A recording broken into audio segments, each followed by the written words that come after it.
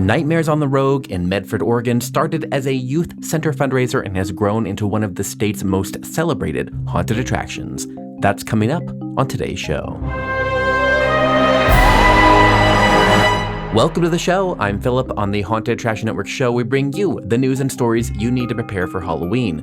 This podcast is just one part of what we do. You can find videos, articles, and our free weekly newsletter linked in the show notes.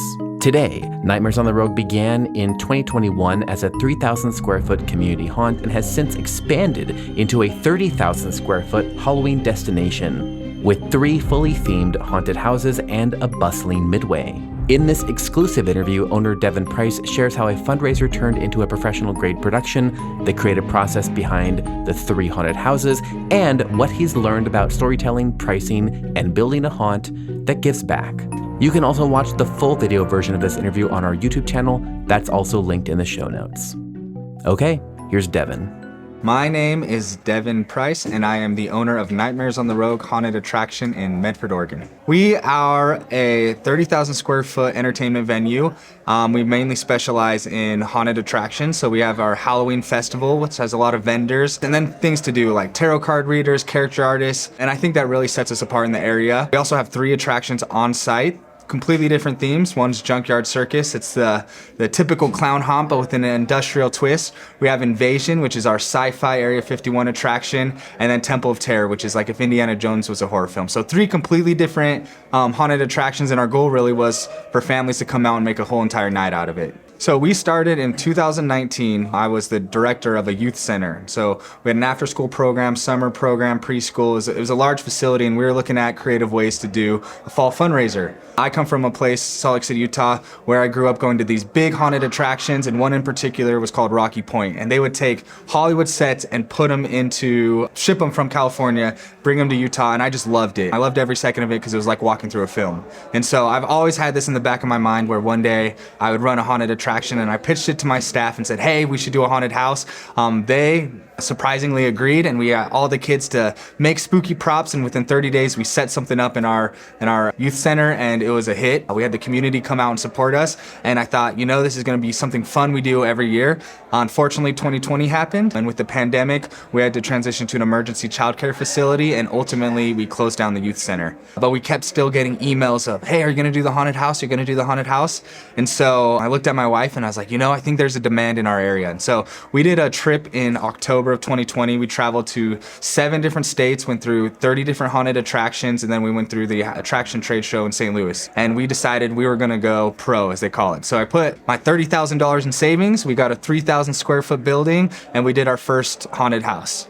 And we called it Nightmares on the Rogue because we're in the Rogue Valley, and we really wanted to set apart an event where it would be a haunted house and a festival. And back then we only got 2 food trucks and a tarot card reader, but it was something way different than this area had. And we had a 3,000 square foot haunt, probably took 3 minutes to get through, but people still loved it. And we had a 5-year goal where we wanted to get a facility big enough to house kind of a bigger city haunt feel. And so here we are 5 years later, and we achieved that dream and that goal. And so we have a 10,000 square foot facility that houses 2 of our attractions, and then another outdoor attraction, and then an entire festival. And really, I love the motto that a couple haunters say where it's you can't scare everybody, but you can entertain everybody. And that's our ultimate goal. We don't claim to be the scariest, and we don't try to be the scariest. We are scary, but really we just want people leaving, having a good time, laughing at their friends, and making an entire night out of it. So we really wanted to make it a point that you're not going through the same haunted house 3 different times. We wanted to completely create different stories, and ultimately that's what we wanted to do, tell stories. And so our first haunt that we designed this year is called Invasion, and it was actually inspired by a trip I took when I was 7 years old to New Mexico, and I visited Roswell, and I just loved the old 1940s, 50s alien sci-fi feel, and I thought it was something different than this area had. And so we really wanted to do a sci-fi haunt. And so you come into Area 51, you're greeted by our general, and he's right in your face, and you realize there's a crystal that is found on Earth. It's the most important crystal, and that's why these aliens are coming. And then chaos ensues. And so that's our first attraction. The second one that we planned this year is Temple of Terror. And this really kind of embodies who we are with Nightmares on the Rogue. Is really, we want an adventure spirit. I just love the old Indiana Jones movies. I love going through the queue line at Disneyland through Indiana Jones, and we really wanted to have that adventure feel. And so that's kind of that attraction. And then we kept having people reach out to us and say, do you have clowns in your haunt? Do you have clowns in your haunt? And obviously it wouldn't make sense to put a clown in a temple in the wilderness or in Area 51. And so we thought about it hard. We didn't want to just do a typical circus, and we had a lot of junkyard stuff lying around, cars, different things. And we were actually watching the VMAs, and Chapel Roan did her song, and there was a bunch of rodeo clowns, and they were on these cars and stuff, and it kind of hit me as like, that's kind of a cool different approach to the typical just in your face clown. And so that kind of what birthed the idea of junkyard circus, and so kind of has that industrial twist. And those three attractions, we wanted to make sure we had an icon character associated with all of them that is all over our marketing, that the public can meet when they come to our festival, and that's tied to that specific attraction, and then that we're telling a story from the beginning to the end.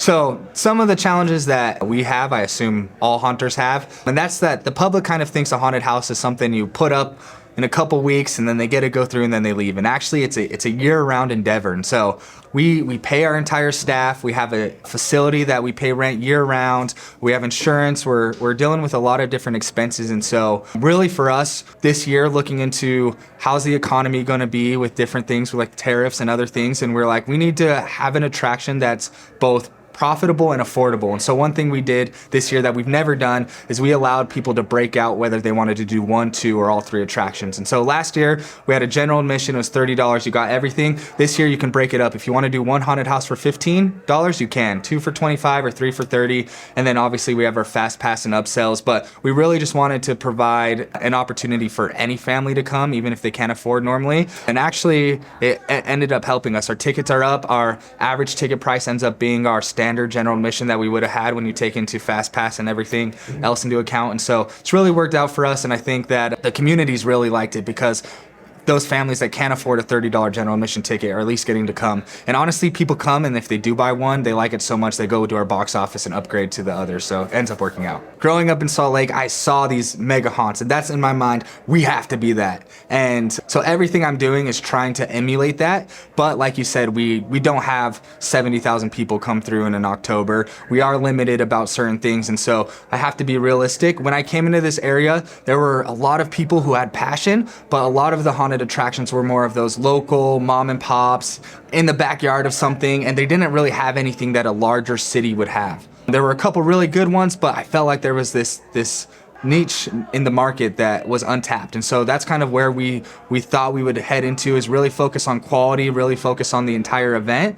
And for us, it's been about slowly making those milestones where our ideas are super large, but we have to do what's realistic and how many numbers. And so, for instance, year 1, my idea was like, I'm gonna go buy a giant Gorgalore. And I went in to the trade show with that in mind, and I actually talked to a really prevalent haunter, and he has a really big haunted house now and all this stuff, and one of the biggest in the industries, and he really put things into perspective where his first haunt they only spent $9,000 on, and it was a lot of little props, and then it took him 25 years to get the dragon he wanted. And he's like, you can wait on a Gorgalore. And so little things like that are these bigger props where in your mind you're looking at these videos and you're like, oh, if that haunt has it, we have to have it. But for us, our customers don't necessarily know because they're not going to these other markets, and so they come to us, and it's bigger and different than they've ever seen. And so really evolving with where we're at and not really thinking of the industry as our competitors, but more locally. And for something that for me, with this is a passion project and wanting to go toe-to-toe with these other states' haunts, I had to really kind of tone down. It's like, you don't need to do that. The people who are actually paying you your money are the people that are in your market, and this is what they need. What would you tell the 2020 version of yourself? I would say it's going to be a lot more hours than possible. I would say cherish the time with your family when you're spending not doing the haunted attraction stuff, and also really just appreciate them more. I have my wife, and I'm lucky that she runs this with me. I know a lot of haunters, their wife lets them do it and they're off on their own, and she grew up not really going to all these Halloween things. Owning a haunted house was probably the last thing on her bingo card, but she fully supported me in my dream. And actually, that's why I wore this hoodie tonight. She got me this for Christmas in 2020 before we even had a haunted house. All we had was a name, just because she believed in me. And from every step of the way, she's been there. And I don't think we would be able to do this if I didn't have a supportive partner. Children, I have a 5-year-old and a 2-year-old, and they're here all the time. And, you know, it really takes a toll on them. They love it, but when they're here long nights, you can see with their throwing fits and toddler tantrums. And so really having a supportive base around you that understands how much work and time. So I would tell my 2020 self, I know you have these big ideas, but listen to your wife, because she's always right in terms of what to spend money on, how to grow smartly and not overdo things. And then really just lean on people, because I think those first 3 years I tried to do too much. And this year it's been way better having staff being able to do everything. Tell me about the future. So there's numbers that I think we can hit based off other markets and haunts that have told me. I know for us, we had to go into it educating the population of what type of event and haunt we are. So we took a couple years to get people to be like, oh, this is a haunted attraction and this is that. So this year we have seen our highest numbers. We had a 5-year business plan. We're at that time. So I'm in the process of what does it look like now? Like, do we sign our lease for 3 more years or 5 more years? Is this a space that really lends itself to the type of event we want? What I would focus on if we continue is quality. I think I want to do stage shows outside. I want to do more with the actual event space, and then just leveling up the haunted attractions. But in terms of size, like I've been looking at different buildings and I'm like, I don't think we can have a 30,000 square foot building. I couldn't staff it. I don't have the funds to build it. And so I think we're in the perfect spot for this area. And so it's just really forecasting what does our growth really look like. I don't really think we can raise our prices anything, and I don't know if I would want to. So it's just how do we continue to provide experiences that people can pay for and do this, because at the end of the day there's way more than me that depend on this. I have so many staff where all year round they're looking forward to this, and so I think if I stopped tomorrow I'd have a mob on my hands. So we'll see. Is there anything I didn't ask you that you think is important? You know, a lot of people who are haunters will tell you, don't do this, and like they'll go in your face and you're like, if you want to do this, don't do it. I would say this, I would say do it if you're very passionate about it. It is a lot of hard work, and I don't know what the future holds, but I do know that I don't think I'll regret doing it. I think that I've made memories. I built something that this area hasn't seen. We're gonna be part of Medford's haunt history for however long it is, and I can always look back and say that I challenged myself. I'm a marketer and storyteller by trade. So my background in education and in my professional career is within marketing and business. I didn't really have the experience on how to build sets and how to light stuff, and I think that I've developed skills here that'll help me when I want to build a house or when I want to do something else. And so there's so much I've learned while doing this that extends beyond just being a haunter, and I really think that you have to go into doing it because you love it, and I do. Today's episode was edited by me, Philip Hernandez, with post-production by David Swope and original music composed by Chris Thomas. Support for today's episode comes from Gantom Lighting and Controls. Gantom illuminates attractions worldwide with the world's smallest intelligent spotlights. From Dark Hour to Netherworld, Super Mario Land to Hagrid's Bike, Gantom goes where other fixtures can't. See what you're missing with a free demo? Sign up at gantom.com/demo. That's gantom.com/demo. The HAN team includes Daryl Plunky, Emily Louise Rua, Megan Spells, Gavin Burns, and Omni Adventures. Until next time, stay scary. This is a Haunted Attraction Network production.